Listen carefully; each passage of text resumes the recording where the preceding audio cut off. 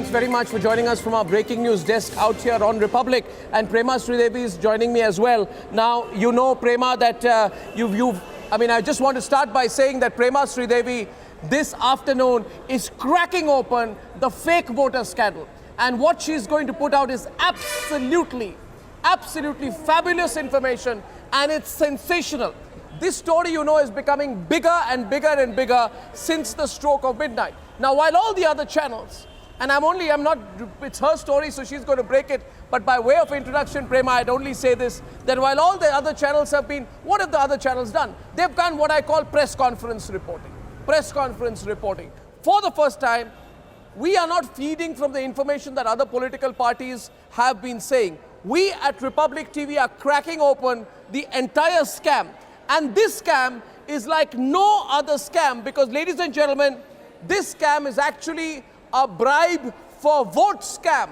It is far bigger than the incidental finding of fake voter cards because these cards are not fake at all in the first place. And to tell us more about the bribe for vote scam, which is perhaps one of the biggest ever electoral cases of corruption since Indian independence, is Prema Sridevi. Prema, over to you.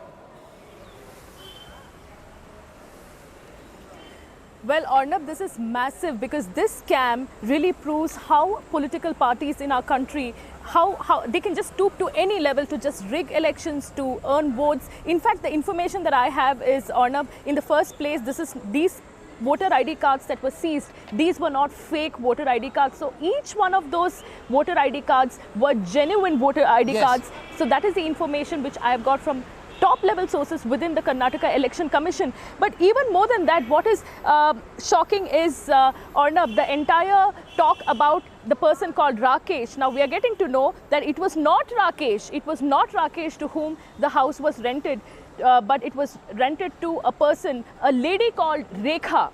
And this is absolutely shocking and very surprising because the entire media has been talking about this person called Rakesh. We also heard the chief electoral officer yesterday, but now we are getting different information that the house was in fact rented to a lady called Rekha for 16,000 rupees, Arnab. And what is even more strange is that Rekha had rented this house just a month ago. Just a month ago, she had rented this house. Whether this house was rented for this specific purpose to conduct this entire operation of bribe for votes, that we don't know. But what we know for sure is that the agencies, including the police as well as the Election Commission officials, are now trying to look for the antecedents of Rekha. But Arnab, so far we have been talking about the seizures of voter ID cards, which stands at 9,746, but that's not correct. true. Right now we are getting to hear from our sources from the Election Commission's office that it is 9,896, and it seems the numbers are only increasing by the hour. But if I can take you to the nub of your investigation, what your sources are telling you, and I think in an hour and a half, all the other channels will either see our ticker or get the information picked up from somewhere and break it. What we are hearing now is that this is need-based economic profiling of the 9,896 individuals who belong to the poorest of poor sections, which has been done by a national party. Can you tell our viewers a little bit more about the nature of need-based economic profiling, where economically vulnerable individuals are asked for what their need is, and then their need is satiated in cash or kind on voting day? Now, this kind of corruption happens, we've heard about it, but that it happened in such an organized mafia manner is what is absolutely baffling in this case. Can you tell us more about it? Well, Arnab, this is unprecedented. What was happening is, I'll explain to you the modus operandi. Now, massive social profiling, economic profiling of weaker sections of the society, especially in and around Rajarajeshwari Nagar constituency. There are a lot of slums, and these slum dwellers, people residing in those slums, they were profiled. Now, yesterday we were talking about these counterfoils. Now, what are these counterfoils? Each of those counterfoils had the details, every detail of the voter. of the slum. It had the names of the person, it had the phone numbers, it had the addresses, it had the voter ID card numbers. It also had, Arnab, it will shock you and all the viewers, it also had the needs of each of those persons. For instance, if I were residing in that slum and I wanted a widow pension or an old age pension or any other need that I had, that would be written on the counterfoil. So each of the persons, all those 10,000 people, they had their own needs. So those needs were written on that counterfoil, and then the voter ID cards were taken away by these agents and by these scouts. Now, therefore, what you are proving, areas, each of those roads. Therefore, what you are proving with this investigation, Prema, and Pooja is joining you right now. This could be the turning point, really, of the Karnataka campaign, Pooja, because what Prema is breaking today is that this is a bribe for vote scam, and it is proving that a national political party operating in Karnataka was trying to literally back engineer need-based bribes for individuals to manipulate the vote. They were trying to manufacture, reverse engineer need-based bribes to try and buy off votes.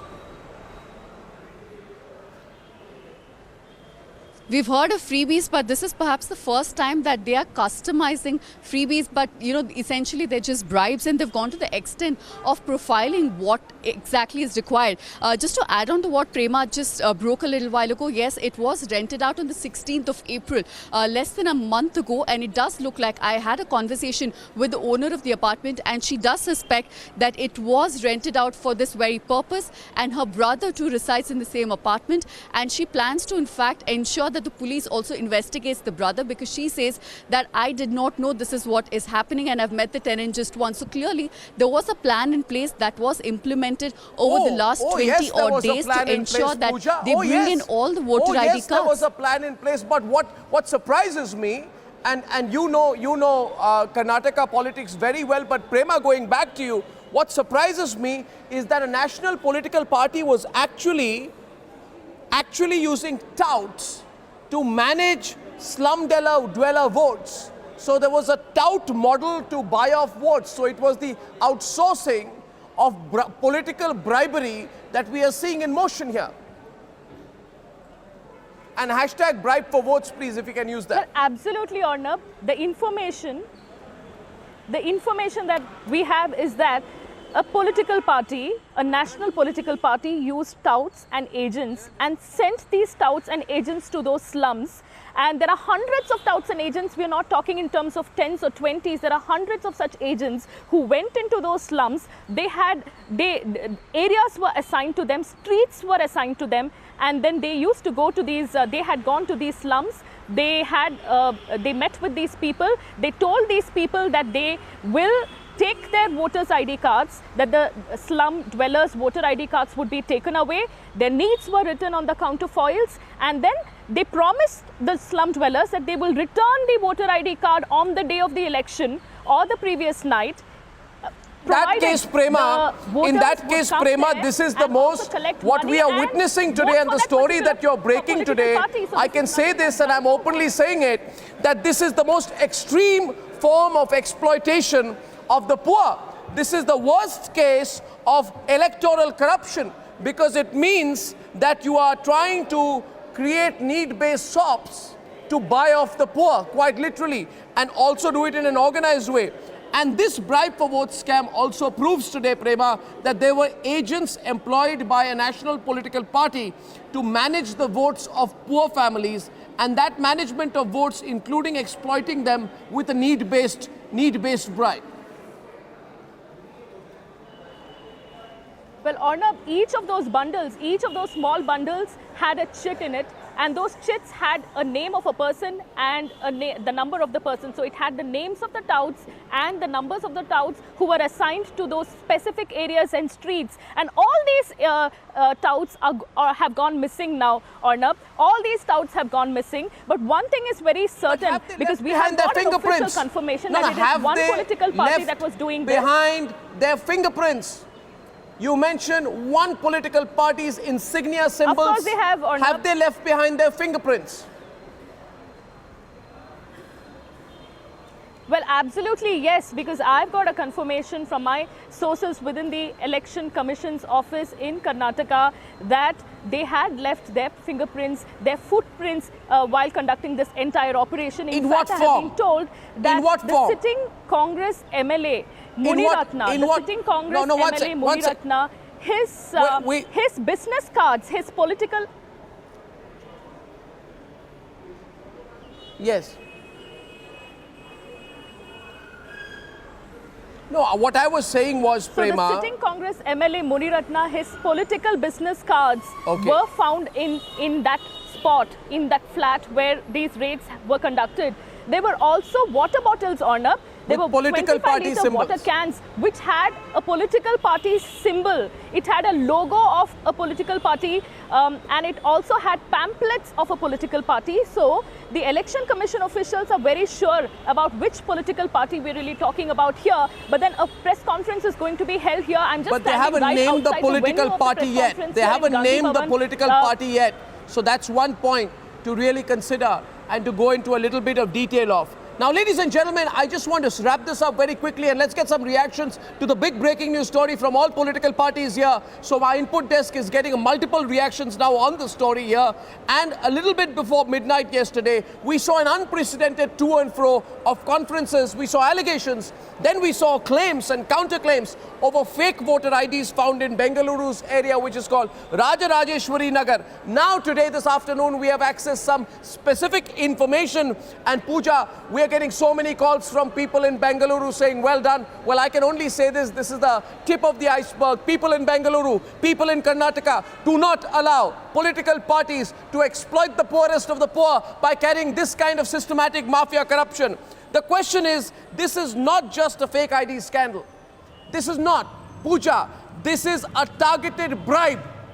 A targeted bribe for machinery to exploit the poorest of the poor. And the Election Commission of India is duty bound to protect the poorest of the poor from this kind of wanton, absolute aggrandizement by individual political parties. Now, Prema says here, genuine voter IDs were found in the house, not dubious ones. The question which comes to my mind, Pooja, is how did they get there?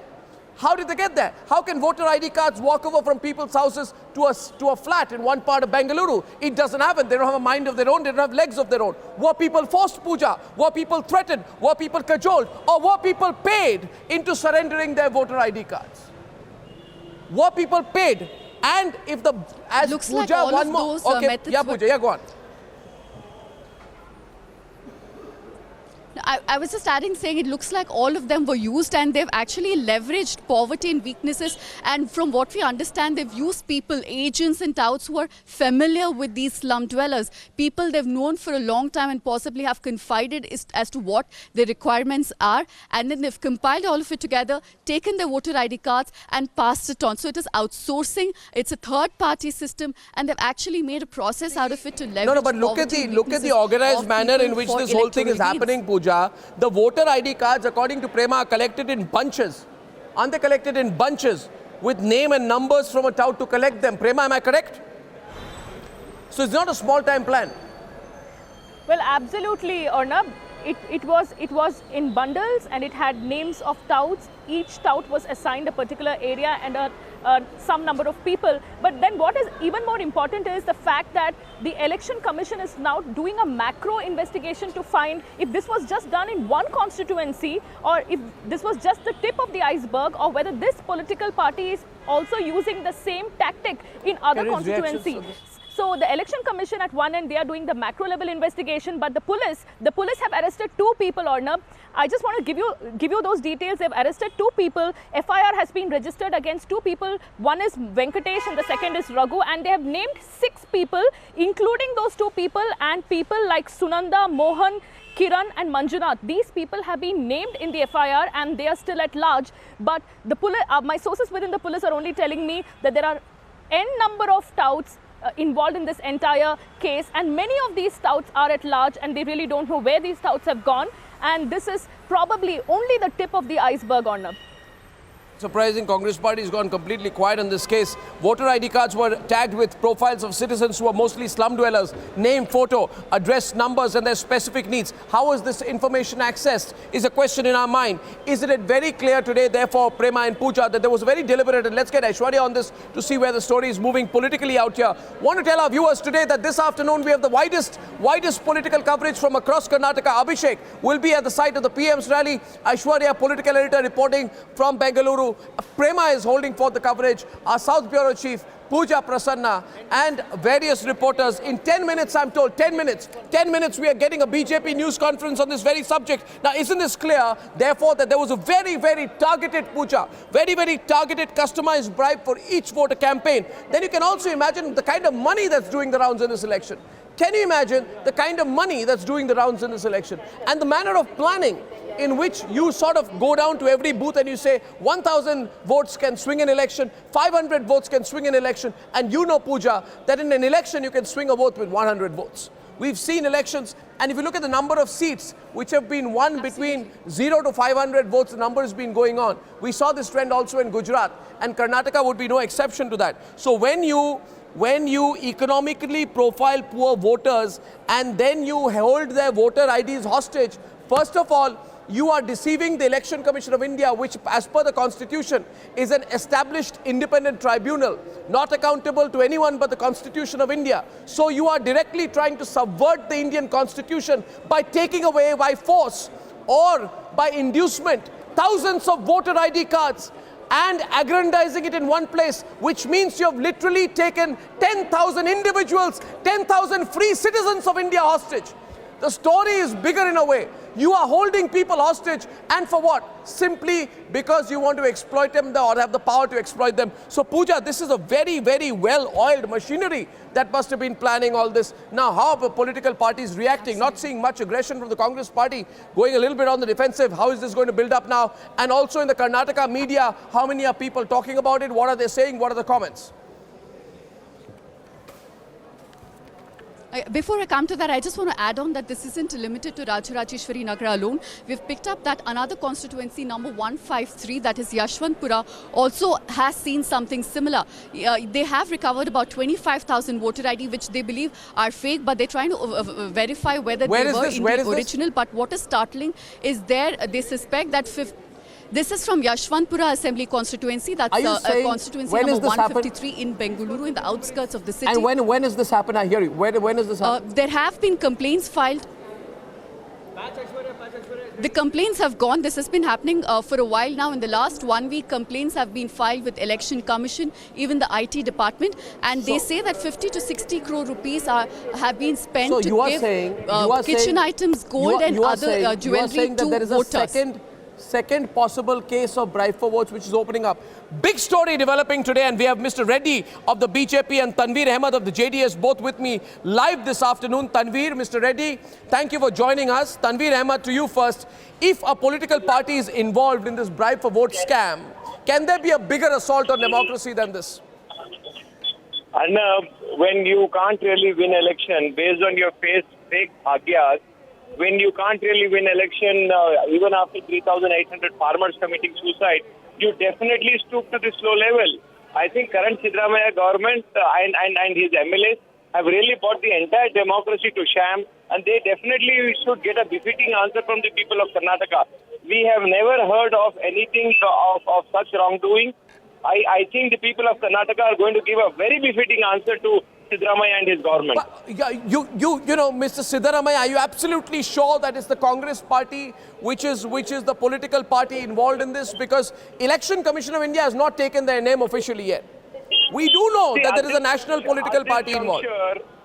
The MLA, the house, the connection, whatever we see as prima facie, it really shows that it is Congress which is on the helm of the issue. But whoever is responsible, whether it is any party, including mine, I think people of Karnataka should give a befitting whoever involved in this. No, but you know, if you feel Siddaramaiah should either explain this or walk out of the election, you think he should take moral responsibility for what has happened out here? Because this is holding 9,800 plus people hostage. And it's an abuse of the Election Commission if it is true that's happened. That's the, and I'll tell you one thing. A scam of this stature cannot be possible without people of very, very high power is not involved.